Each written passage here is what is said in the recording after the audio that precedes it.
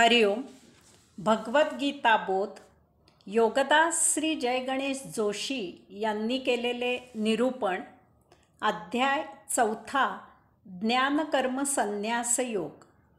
ओम श्री परमात्मने नमः. अथ चतुर्थोऽध्यायः. जय योगेश्वर. परमात्म्याला नमस्कार. अध्याय 4. श्लोक क्रमांक 7.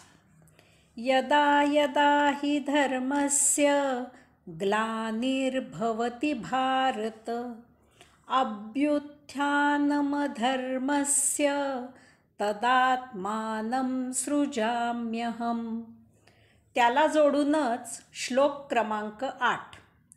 परित्राणाय साधूनां विनाशाय च दुष्कृतां धर्मसंस्थापनार्थाय संभवामि युगे युगे. भारता, जेव्हा जेव्हा धर्माचा ऱ्हास होऊ लागतो, अधर्माची वृद्धी होते, तेव्हाच मी येथे अवतार धारण करतो. साधू सज्जनांचे रक्षण करण्यासाठी आणि दुष्कृत्य करणाऱ्या दुष्टांचा विनाश करण्यासाठी, तसेच धर्माची पुनर्स्थापना करण्यासाठी मी युगायुगातून एखाद वेळी येत असतो. सृष्टीलीलेचा आनंद घ्यायला आत्मा येथे प्रगट होतो हे सांगितले. तसेच यामुळे देहाला वासना निर्माण होऊन संचित भोगांचे जन्ममरणाचे रहाटगाडगे सुरू होते तेही सांगितले. आता भगवंत श्री त्यांच्या अवताराचे मर्म सांगत आहेत. अर्जुनाने विचारलेल्या प्रश्नांना ते जसे उत्तर देत आहेत, तसेच त्या उत्तराच्या अनुषंगाने निर्माण होत असलेल्या प्रश्नांनाही ते अर्जुनाने विचारायच्या आधीच उत्तरे देत आहेत. ही भगवंत श्रींची अर्जुनाप्रमाणेच आपल्यावरही विशेष कृपा आहे. प्रगट होणे आणि अवतार घेणे यात फरक आहे. प्रगट होणे हा मुक्त आत्मानंद असतो. स्वमर्जीने पाहिजे तेव्हा प्रगट व्हावे, देह धारण करावा, सृष्टीलीला उपभोगावी, देह थकला की अंतर्धान व्हावे, पुन्हा सृष्टीलीला उपभोगावी असे वाटले तर परत यावे, तोपर्यंत ब्रह्मानंदात डुबकी मारावी. हे प्रगट होणे निर्हेतुक असते. येथे प्रगट होणे होते, अवतारात येणे होते. अवतारात हेतू असतो. जीवात्मा अंशात्म्याला जेव्हा संचित भोगापवर्गतेत लपेटून पुन्हा पुन्हा जन्ममरणाच्या रहाट गाडग्यात अडकवून ठेवतो, तेव्हा त्याची धडपड त्या भोगापवर्गतेच्या पाशातून मुक्त होण्यासाठी चाललेली असते. मर्त्य मानवाची ही धडपड पाहून परमात्म्याला त्याची कणव दया येते. आजही आपण अनुभवू शकतो की निरागस मनुष्याला कोणाचीही दया येते. परमात्म्याचा, त्या स्वयंभू चेतनेचा हा स्वभाव आहे. या भोगापवर्गतेतून मर्त्य मानवाची सुटका व्हावी, त्याला मुक्ती मिळावी, म्हणून भगवंत श्रींनी येथे वेद प्रगट केले. वेदाचरणाने मर्त्य मानवाला भोगापवर्गतेतून मुक्ती मिळते. या त्यांच्या प्रयत्नांना दुष्ट प्रवृत्तीचे लोक अडथळा आणतात. ते दुष्ट त्यांच्या भोगमायेत फार वाईट प्रकारे अडकलेले असतात. ते परमात्म्याला मानत नाहीत, ते वेद जुमानत नाहीत, ते त्यांच्या उपभोगांच्या मार्गात अडथळा ठरणाऱ्यांना त्रास देतात. अशा वेळी साधू सज्जनांना आत्मब्रह्माला अपेक्षित असे जीवन जगता येत नाही. अशा वेळी साधू सज्जन भक्त त्या परमात्म्याची करुणा भागतात. तो दयाघन परमात्मा यामधून साधू सज्जनांची, भक्तांची सुटका करण्यासाठी येथे अवतार धारण करतो. ही त्या आत्मचेतनेची मर्त्य मानवावर विशेष कृपा असते. येथे श्लोक क्रमांक 7 मध्ये अवताराचे कारण आणि श्लोक क्रमांक 8 मध्ये त्या अवताराचे कार्य भगवंत श्रींनी सांगितले आहे. श्लोक क्रमांक 7 मध्ये भगवंत श्री अवतार घेण्याचे कारण सांगत आहेत.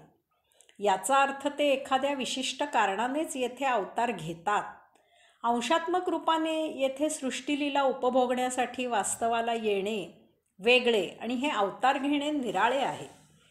भगवंत श्री सांगत आहेत की जेव्हा जेव्हा धर्माचा ऱ्हास होऊ लागतो, अधर्माची वृद्धी होते, तेव्हाच मी येथे अवतार धारण करतो.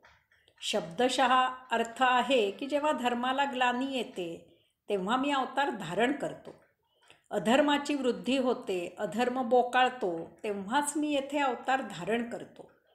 अवतार घेणे हे या विशेष कारणाने घडते. येथे मर्त्य मानव भोगापवर्गतेत अडकलेला असतो. त्याला अधर्माने वागणारे त्रास देत असतात, त्याचा छळ करत असतात. वेदांमध्ये मानवाने कसे आचरण करावे आणि कसे आचरण करू नये ते सांगितलेले आहे. परंतु वासनेने हवस निर्माण झालेले कामांध वेदमार्गाच्या विरुद्ध वर्तन करतात. देहादी इंद्रिय म्हणजे आपण असे चुकीचे समजणारे अज्ञानी देहाला महत्त्व देतात आणि देवाला मोडीत काढायला जातात. बुद्धिप्रामाण्यानं त्यांच्या बुद्धीची घमेंड असते. ते परमात्मा गणिती न्यायाने सिद्ध करा असे म्हणतात. ते परमात्मा मानत नाहीत.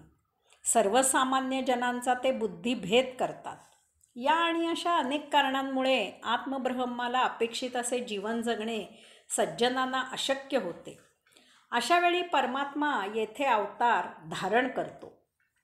भगवंत श्री सांगत आहेत की जेव्हा धर्माला ग्लानी येते तेव्हा मी अवतार धारण करतो. धर्म पूर्ण बुडायची ते वाट पाहत नाही. वेळीच येथे येऊन ते तो सावरतात. श्लोक क्रमांक 8 मध्ये भगवंत श्रींनी अवताराचे कार्य सांगत आहेत. साधू सज्जनांचे रक्षण करण्यासाठी आणि दुष्कृत्य करणाऱ्या दुष्टांचा विनाश करण्यासाठी तसेच धर्माची पुनर्स्थापना करण्यासाठी मी युगायुगातून एखादे वेळी येत असतो. अवतार ही नित्याची बाब नाही. मानवाने आत्मब्रह्माला अपेक्षित असे आचरण करून आपले जीवन सुजलाम सुफलाम करावे असे अपेक्षित आहे. परंतु दुर्जन मातले आणि जर धर्म बुडत चालला तर मात्र भगवंत श्री येथे अवतार धारण करतात. कारण सज्जन म्हणजे भगवंत श्रींचे भक्त होत. भगवंत श्री भक्तांचे भुकेलेले असतात. त्यांचे रक्षण करण्यासाठी त्यांना धर्माने निर्भयपणे आयुष्य जगता यावे यासाठी ते अवतार घेतात.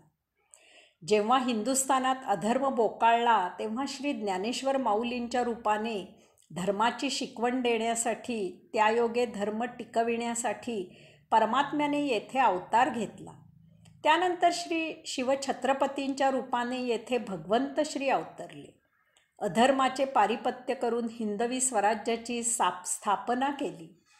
लोक जेव्हा सत्यधर्म विसरू लागले तेव्हा भगवान रामकृष्णांच्या रूपाने अवतार घेऊन स्वामी विवेकानंदांच्या माध्यमातून धर्माची सत्य ओळख करून दिली. जेव्हा पुन्हा अधर्म जोम धरू लागला तेव्हा लोकमान्य बळवंतराव टिळकांना त्या नरसिंहाला आत्मशक्ती दिली आणि त्याने गर्जना केली, स्वराज्य हा माझा जन्मसिद्ध हक्क आहे आणि ते मी मिळवीनच. भगवंत श्रींनी एक मोलाचा इशारा दिला आहे. मी युगायुगातून एखादे वेळी येत असतो. हे आपण प्रत्येकाने लक्षात घ्यावे. आपण घाण करावी आणि वाट पाहत स्वस्थ बसावे की भगवंत श्री येतील आणि निस्तारतील, तर तसे होणार नाही. ज्याने त्याने मुळातच आत्मब्रह्माला अपेक्षित असेच आचरण करावे. धर्म पाळावा. परमात्मा नेहमी आपल्यासाठी मोकळा नाही. त्याला महाविराट असे विश्व सांभाळायचे आहे. येथे एक महत्त्वाची गोष्ट लक्षात घ्यायची आहे. समजा हेलिकॉप्टर उतरवायचे आहे तर त्यासाठी हेलिपॅड तयार असावे लागते. मोठे विमान उतरवायचे असेल तर त्याला योग्य असा विमानतळ बांधावा लागतो, तरच हे शक्य आहे.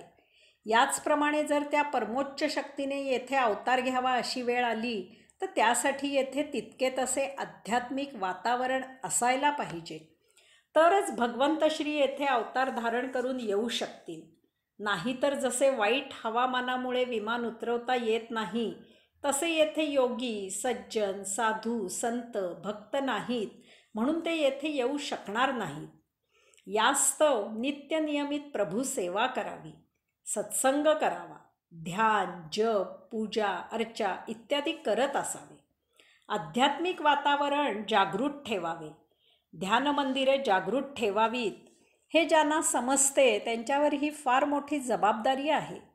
तेव्हा अशांनी कोणाचीही वाट न पाहता, कोणाचीही पर्वा न करता प्रत्येकाने आपापला खारीचा वाटा उचलत असावे. हरिओम.